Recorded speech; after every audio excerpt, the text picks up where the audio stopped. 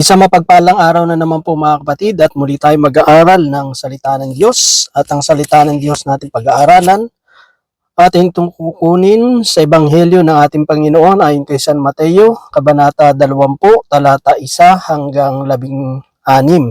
So medyo mahaba po siya at ito'y tungkol sa mga manggagawa sa ubasan.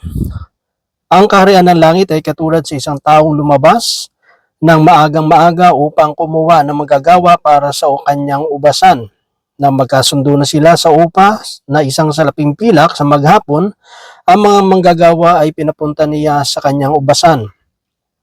Lumabas siyang muli ng mag-aalas 9 ng umaga at nakakita siya ng iba pang tatayo-tayo lamang sa palengke. Sinabi niya sa kanila, "Pumunta rin kayo at magtrabaho sa aking ubasan at bibigyan ko kayo ng karampatang upa." At pumunta nga sila, lumabas naman siya ng mag-aalas 12 ng tanghali at ng mag-aalas 3 ng hapon at gayon din ang ginawa niya.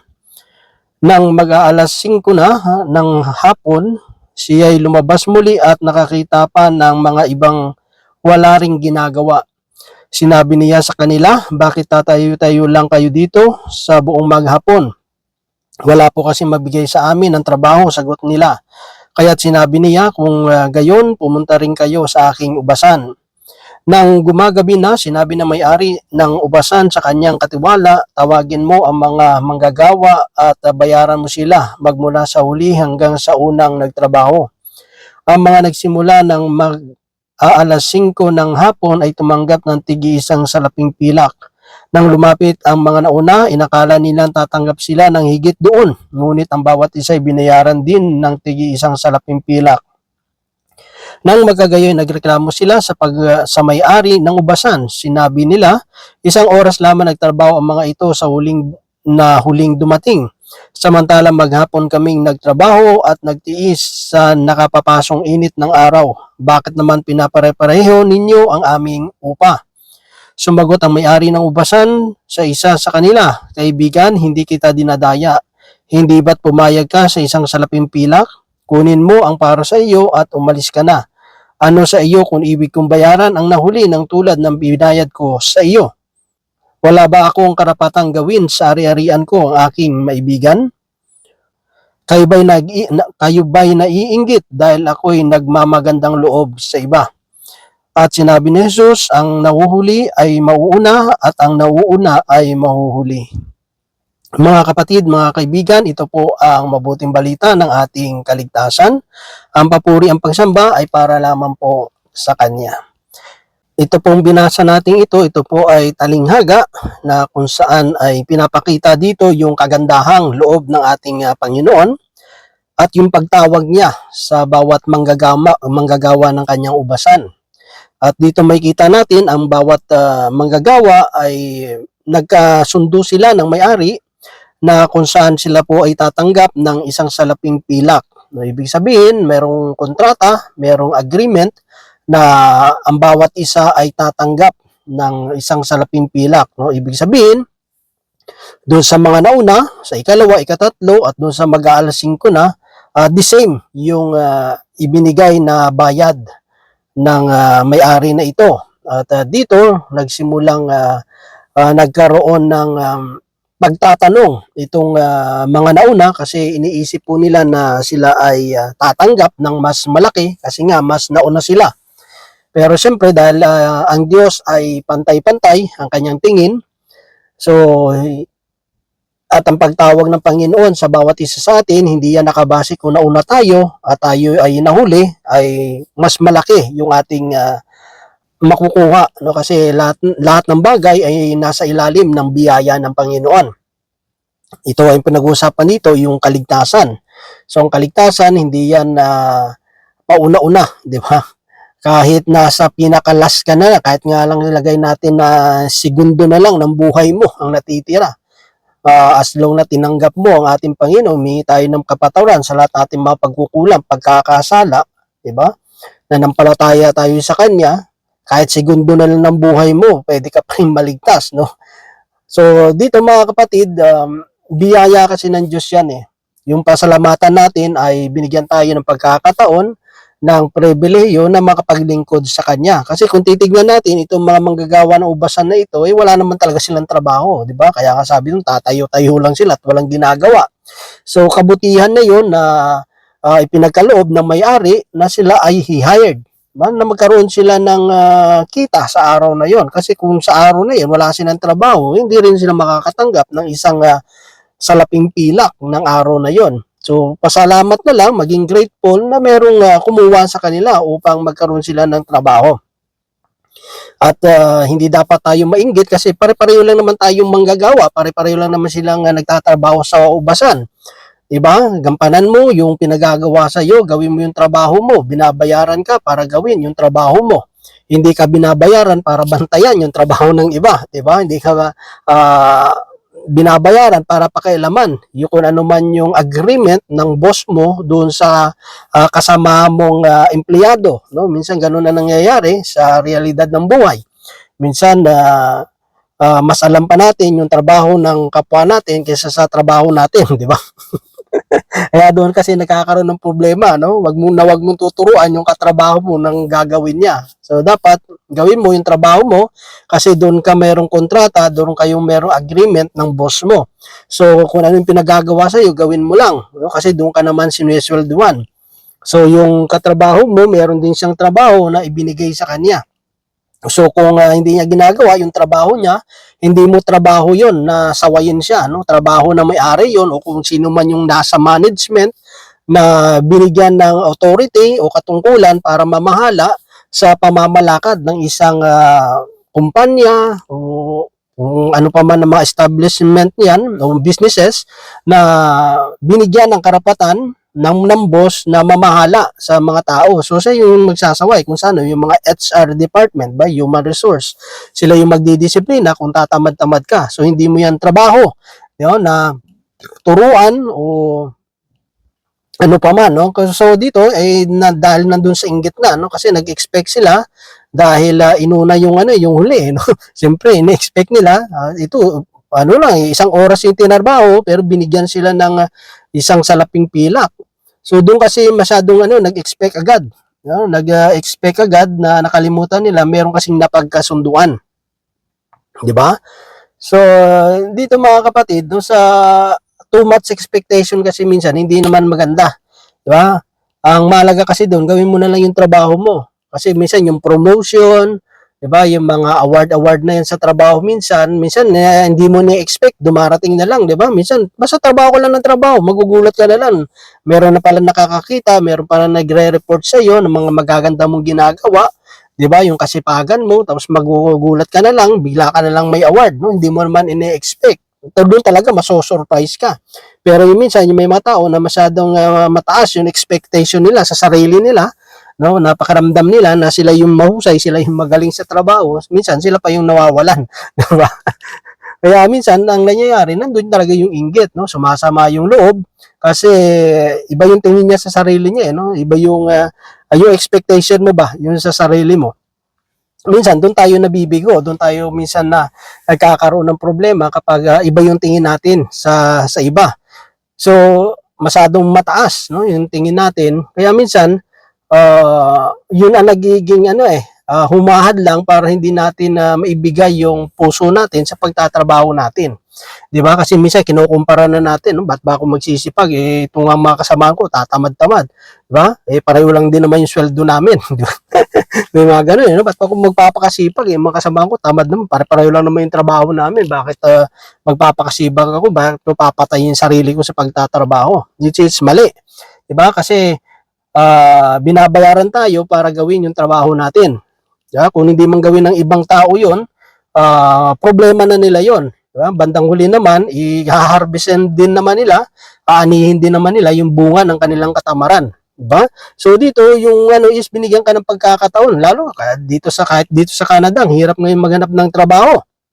Mahirap ngayon maghanap ng trabaho. Pero yun lang, pinasasalamatan ko sa Panginoon, dalawa yung trabaho ko, di ba?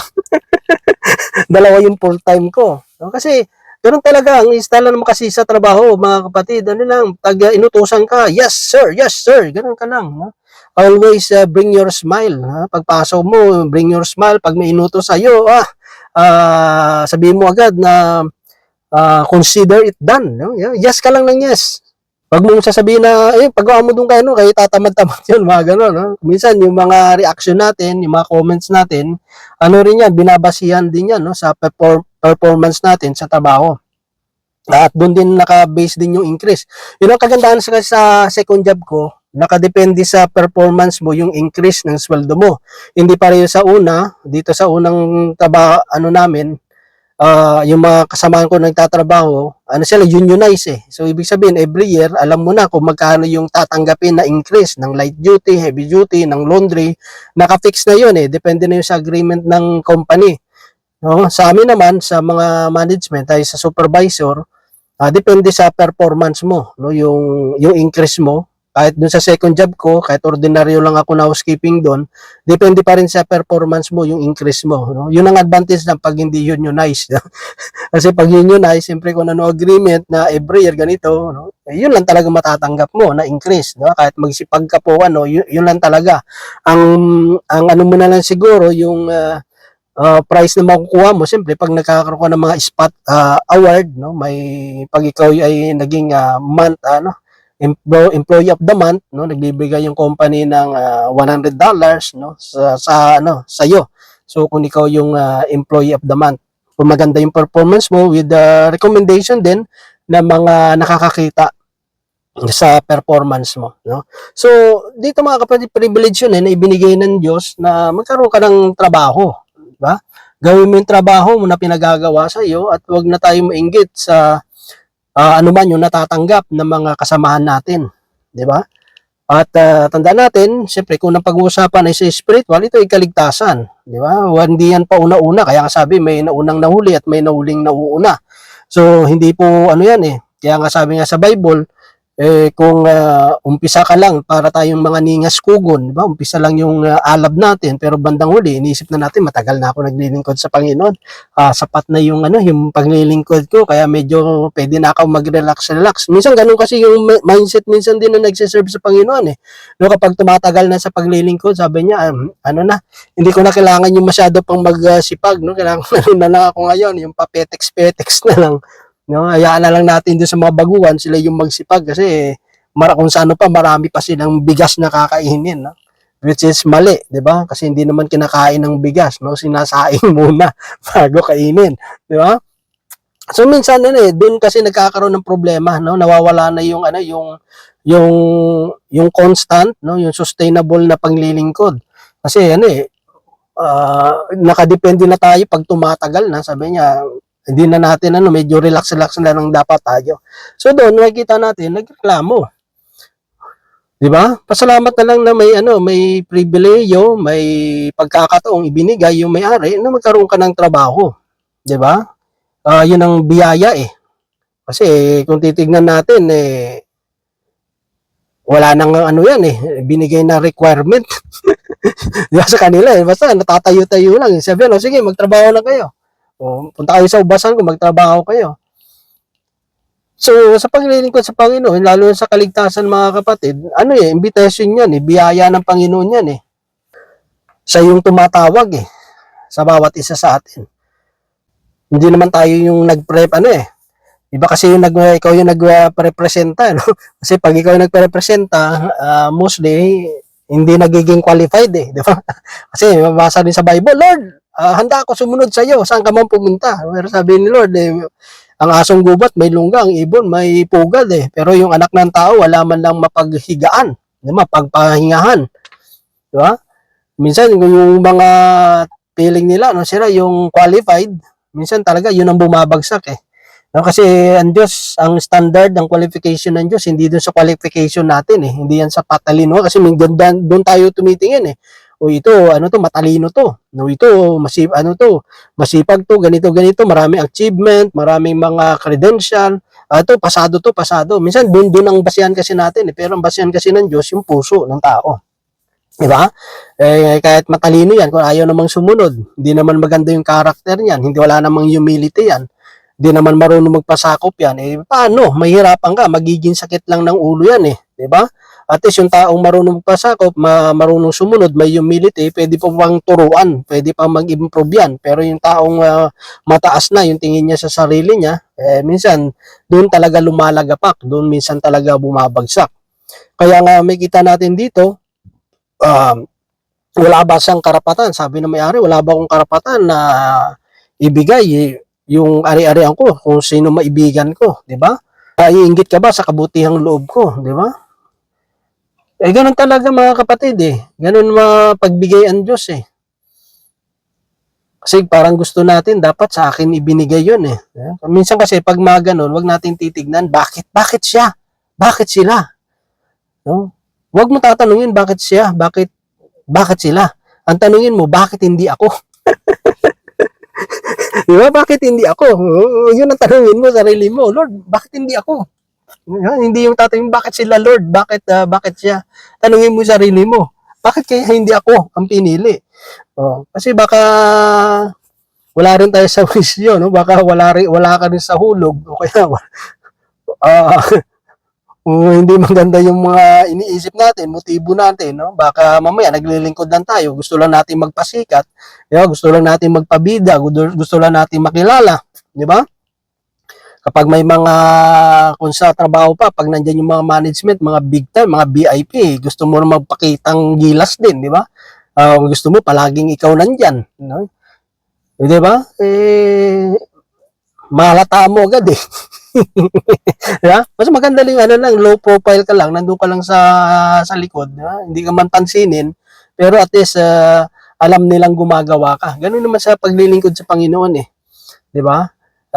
Kaya nga nasa lang kaya nga kahit sa mga okasyon sabi nga doon ka lang sa likod wag ka doon talaga sa harap.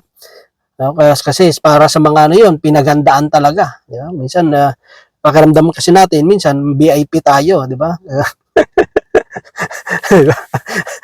Pakiramdam natin mga special people tayo, minsan ganun minsan pakiramdam lang natin yun Mas maganda pa rin kasi na tinuturuan tayo ng Lord na para hindi ka mapahiya, doon ka sa pinaka last, mapakumbaba ka, kasi mostly mga nagyayabang, yung mataas ang tingin sa sarili nila, yun ang kadalasan talagang napapahiya. Pero yung mga nagpapakumbaba, hindi napapahiya yun kasi bakit? Kasi naitataas yun. Kasi nagpapakumbaba ka di ba?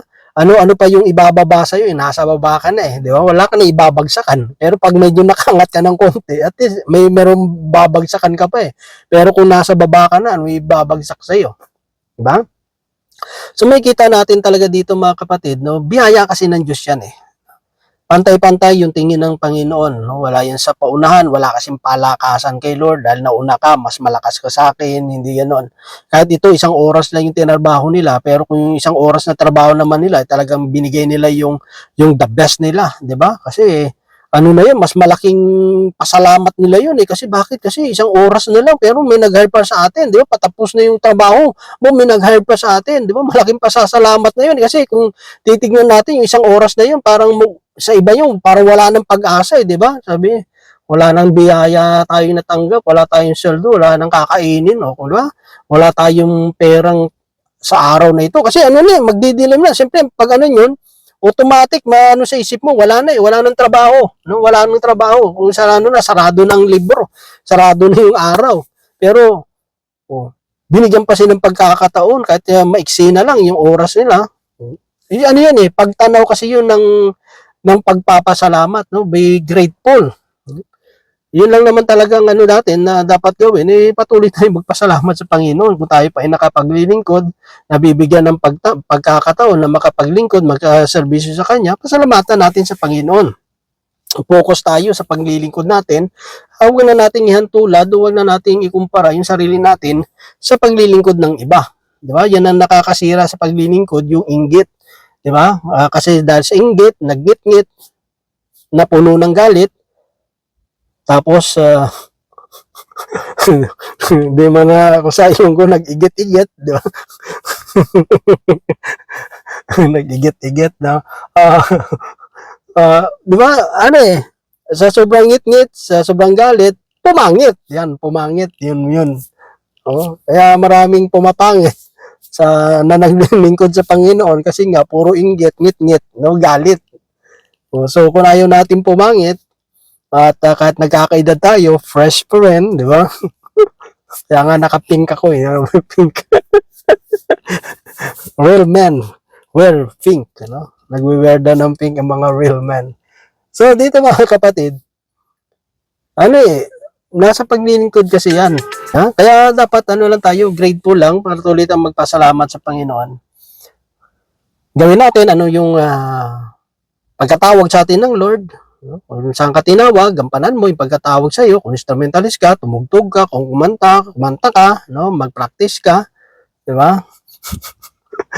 Kung mag-preach ba sa pag-preacher, mag-aral ka mabuti. Kung sa workers, usherette, marshal, ano man yung mga ministry na ibinigay sa atin ng Panginoon, gampanan lang natin yung ating mga tungkulin. At kung nagampanan na natin, tandaan natin ang sabi ng Panginoon, kapag nagawa nyo na ang inyong mga tungkulin, ang laging yung tatandaan, kami mga lingkod na walang kabuluhan, tumutupad lamang kami sa aming mga tungkulin. So yun lamang mga kapatid, at nawa ang Diyos ay patuloy na magpala sa bawat isa sa atin, at God bless po sa ating lahat.